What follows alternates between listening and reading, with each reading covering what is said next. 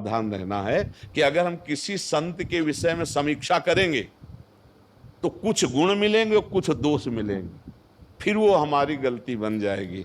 देखो, अंदर की स्थिति अलग होती है, बाहर का व्यवहार एक अलग होता है। हमने एक बहुत बड़े महापुरुष को देखा, श्री स्वामी अनंग बोधाश्रम, स्वामी जी निंबुआ घाट के पास असनी है, वहां दिगंबर रहते थे।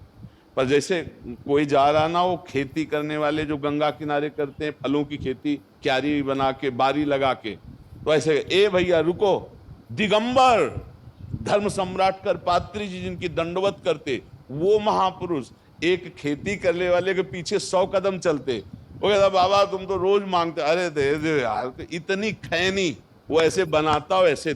अब बताओ क्या आप देखोगे। और ब्रह्मबोध संपन्न महापुरुष करपात्री जी एक बार यज्ञ किए असनी में, तो सब महात्माएं बड़े बड़े, वो जब नहीं गए तो किसी ने कहा कि स्वामी अनंग बोधाश्रम स्वामी नहीं आए, तो बोले उनके पास जाओ, स्वयं ब्रह्म विराजमान है गंगा किनारे, उनको किसी की जरूरत नहीं है। और जाके साष्टांग दंडवत करपात्री जी, ऐसे महापुरुष तमाकू मांग रहे थे। अब क्या, तो महापुरुषों की बाहरी चेष्टाओं में, व्यवहार में हमें दोष नहीं देखना।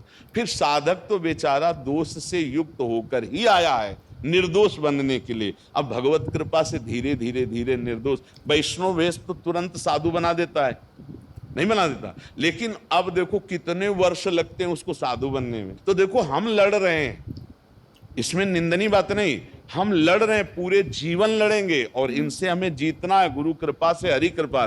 पर हम तभी जीत सकते हैं जब हम ये अपने अंदर देखें कि आज तक हम ये सुधार नहीं कर पाए कि दूसरे में दोष देख रहे, तो दूसरा क्या कैसा, हमें अपना देखना है। पूरा जीवन साधु का युद्ध में होता है, हम एक एक वृत्ति को सुधारते हैं। और इसके बाद अगर महापुरुषों और संतों को देखो तो उन्होंने अपने दोषों का वर्णन किया है। आप जिन महापुरुष को भी देखो अपने दोषों का वर्णन किया। हमारे हरिवंश महाप्रभु कहते, क्वाहम तुच्छा परम अधमा प्राण हो गर्ह कर्मा यत्तन नाम स्मृति महिमा हरेश वृंदावन से। ए भाई, मैं कहाँ तुच्छ अधम अपराध करने वाला और कहाँ वृंदावन की महिमा से प्रकाशित राधा नाम। बोले ये तो सिर्फ कृपा से है, कहाँ मैं अधम। आचार्य हैं, आचार्य हनुमान जी आचार्य हैं भक्ति के, और कह रहे हैं असमय अधम सखा सुन मोहू पर रघुवीर। अपने को अधम बता रहे हैं ना, कि फिर भी भगवान की कृपा है। तो हम लोग तो अधम है ही हैं, वो तो महापुरुष होकर ऐसा बोल रहे हैं। जब हम अपने में देखेंगे दोष तो हम दूसरे में नहीं देख पाएंगे, और जब हम अपने में गुण देखते हैं तब हम दूसरों में दोष देखते हैं। इसलिए भगवान से, गुरुदेव से क्षमा मांगो, तो जितने सृष्टि में हमारे अपराध हुए जहां भी, वो सब क्षमा हो जाएंगे।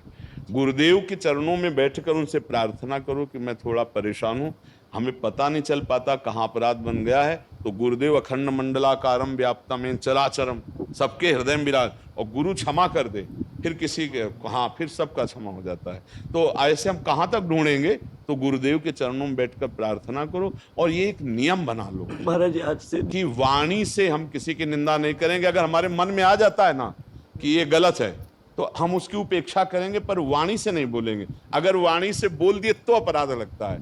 ऐसे मतलब ऐसे तो दिखाई देता है ना, जब गलत कर रहे तो दिखाई नहीं दे रहा, पर हम निंदा नहीं करेंगे, क्योंकि हमारा साधु स्वरूप है, हमारा अपने मार्ग में खुद हमको ठीक होना है। अगर हम किसी की दोष वृत्ति देखेंगे तो वो दोष हमें आ ही जाएगा। हमें लगता है इसलिए बचना चाहिए गुरुदेव की कृपा से, और सबके प्रति भगवत भाव रखना चाहिए। हाँ, अपना जैसे कोई मित्र है, शिष्य है, अपना परिकर का है, हमें दोष दिखाई देता है तो प्रार्थना करते, ये भाई गुरुजी ने कहा था और सत्संग में सुना है, ये जो आप चल रहे हो थोड़ा गलत है, इसका सुधार कर लो।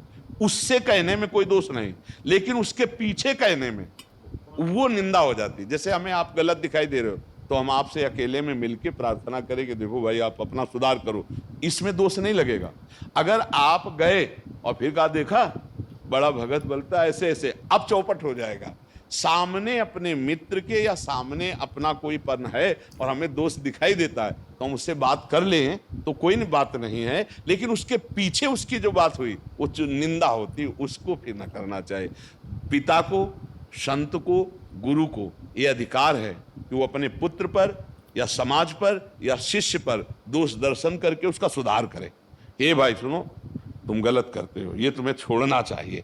लेकिन ये गलत करता है अगर 4 लोगों से आप कह रहे हैं फिर वो निंदा हो जाएगी। तो इस पर विचार करके हम भगवद आश्रित जन हैं और भगवान सब